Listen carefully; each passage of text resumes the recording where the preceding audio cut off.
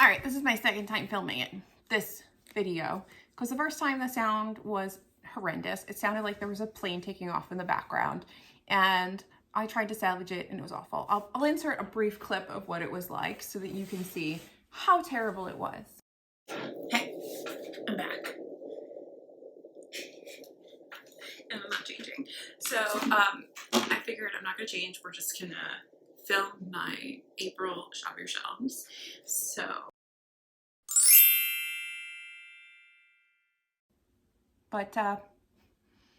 yeah, so I'm back again to go through my Shop Your Shelves for April again. But it's okay because I made some adjustments. We're gonna roll with it. 2020 taught us all to just cry on the inside. Anyway, so we're gonna start with our TBR Lowdown main pick for the month, which is the final revival of Opal and Nev, which I'm really excited for. There is actually this is April 1st right now. I'm filming 2 videos today, my wrap up and this, and there is actually a talk today that's Daisy about Taylor Jenkins Reid and Donnie Walton talking about their books.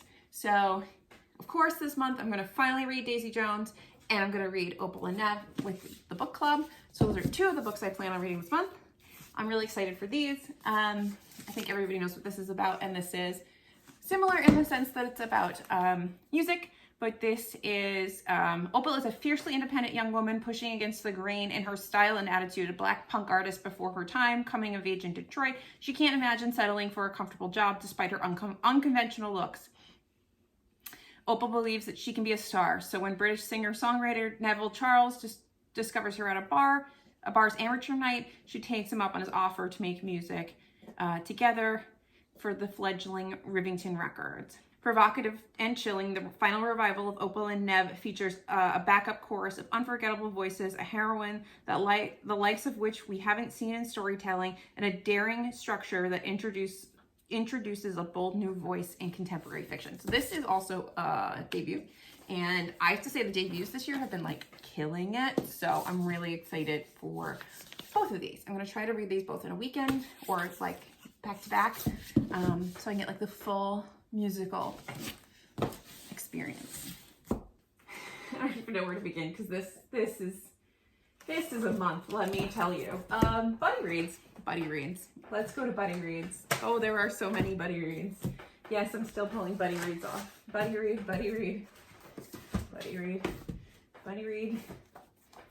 Apparently I don't read anything alone anymore. So I have second book, Wheel of Time. This is The Great Hunt. It's chunky.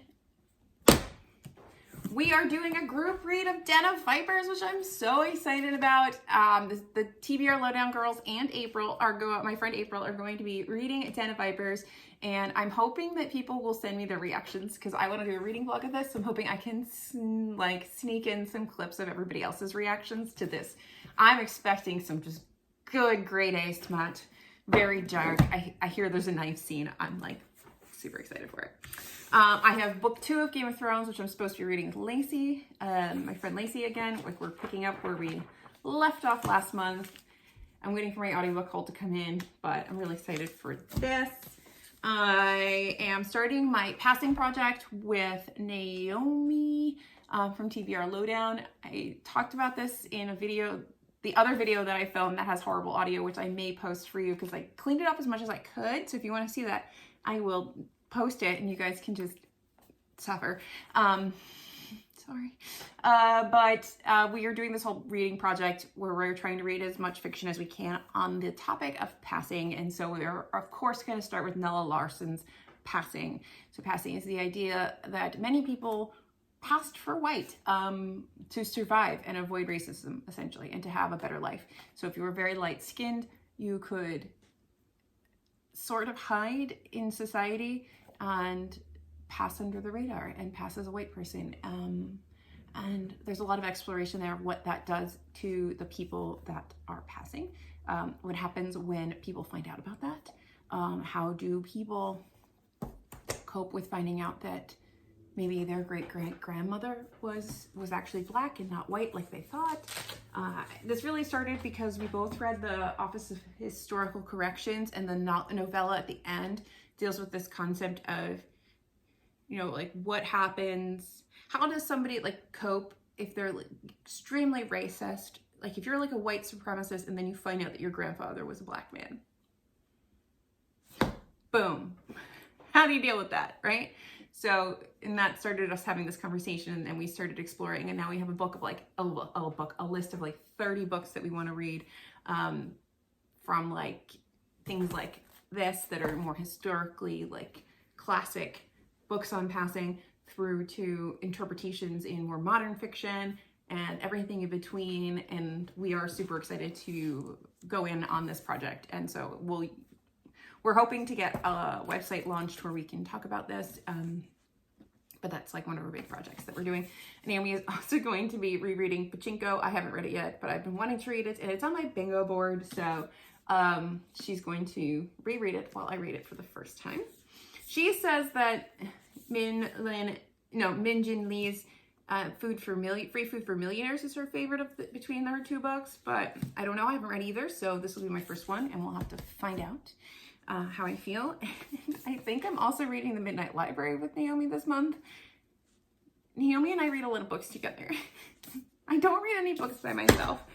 A bunch of us are reading 1984, which is the classic dystopian novel, and I found this at home, so I'm excited because I didn't have to get another copy of it. And it's probably got, it's got underlining and stuff, so I don't know, me or my brother. I'm guessing my brother, based on the writing, was marking that up. I'm also reading my favorite Shakespeare play, The Taming of the Shrew, with Lacey this month. And I'm almost embarrassed to show you this. I have lots of copies and anthologies of Shakespeare's plays in the house. I've taken 2 courses on Shakespeare, one in high school and one in college. I really love Shakespeare, and I found this in my closet at home when I went back to my mom's house and brought back all those books. And at first I was like, why would I do this to the book? Like, I don't understand. It's my favorite. And then I realized it's my brother's copy. And my brother's not really big on like reading, so he definitely defaced this wonderful book. So this also is filled with annotations from us growing up and reading this. We probably both used this copy at some point in our lives, but I'm excited to read this. I found this as an audiobook with a full cast, so I'm super excited to see that come to life like that. I also want to see if there's this podcast I used to listen to called Something the Bard, if I can find it.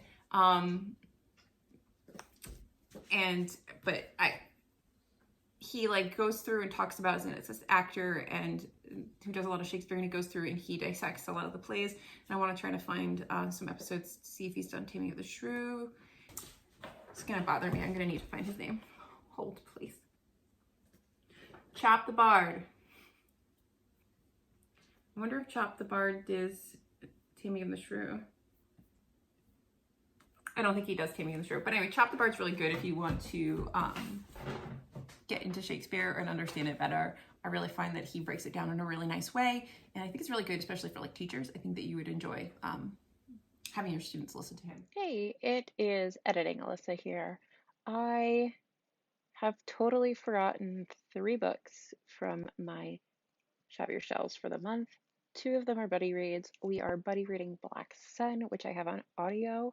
I'm really excited for. We've been trying to buddy read this all year so far, and every month has kind of slipped because we've all just had so many buddy reads.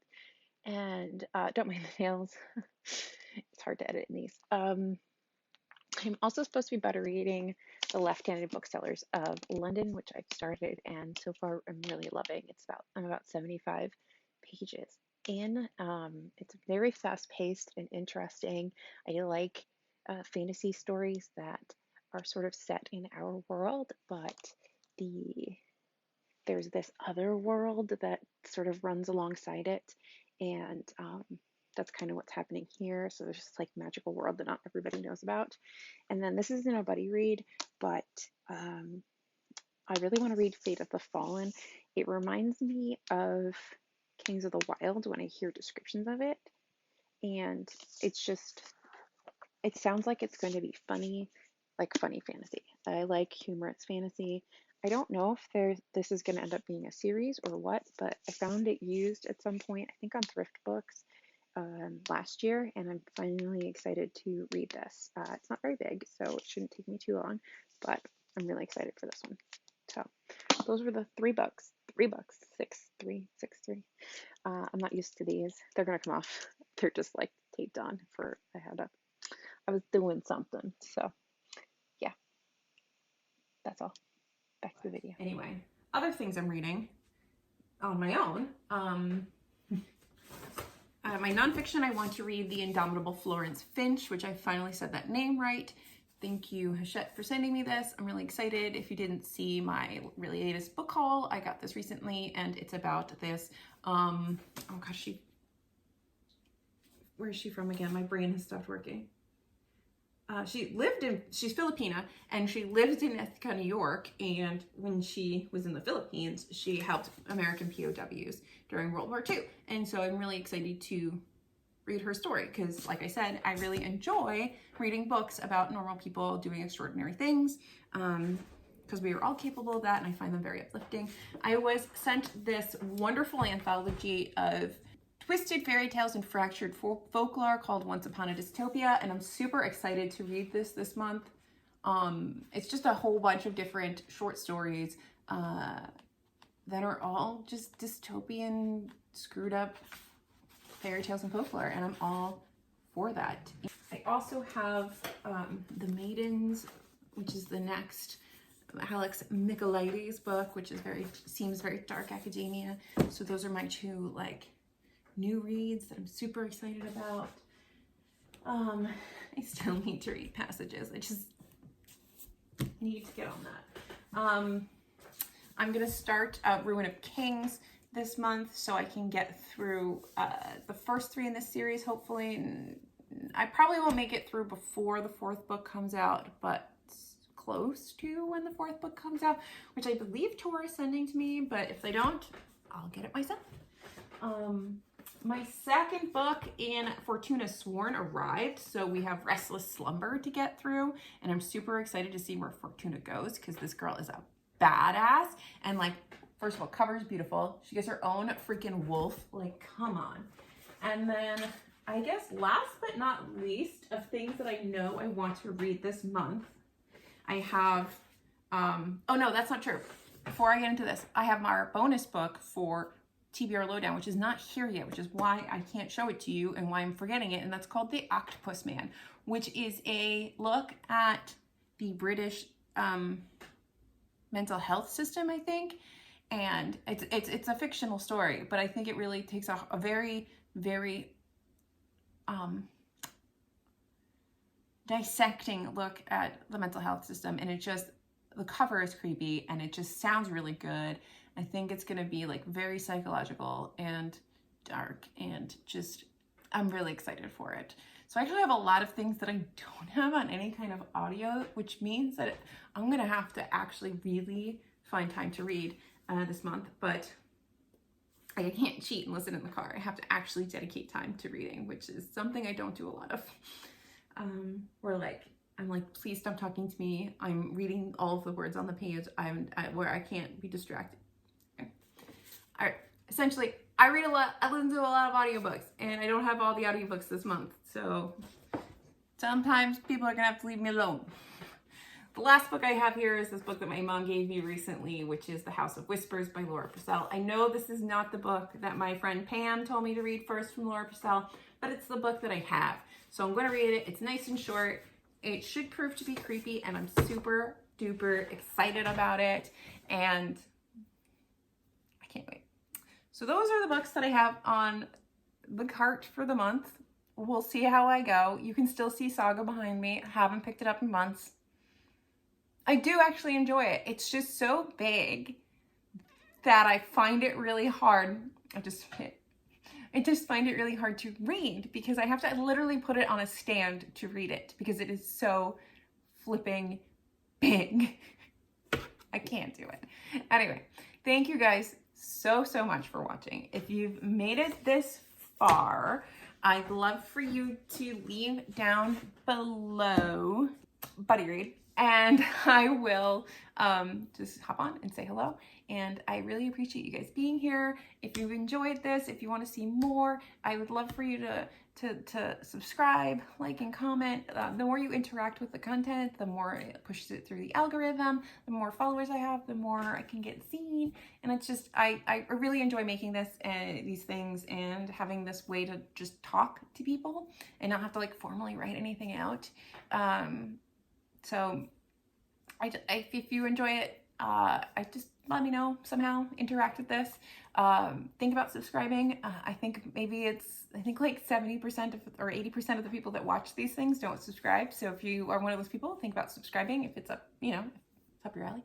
But I really appreciate you all being here, and I appreciate everybody who actually supports me as I make content, because that was a lot of work and I don't get paid for any of it, and I just enjoy doing it. So I really appreciate it. Thank you guys so much for watching, and I'll see you in my next video, whatever it may be, because it's my channel and I can do whatever I want. Thank you. Bye. So just sit with me, talking to the night until the morning, building chemistry.